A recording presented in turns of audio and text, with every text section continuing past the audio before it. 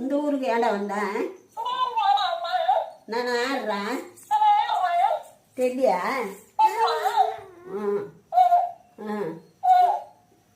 வா ஒச்சான்னு சொன்னேன்.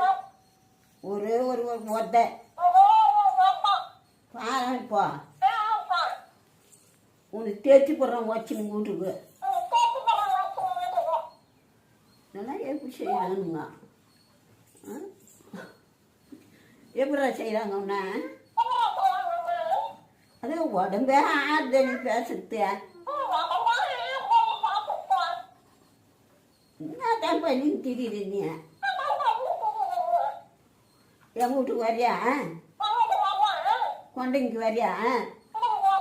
பாரு நீ அச்சா அப்படி பேசுது. ஆடாடா ஒன்றும் கேட்க மாட்டார் அவரு.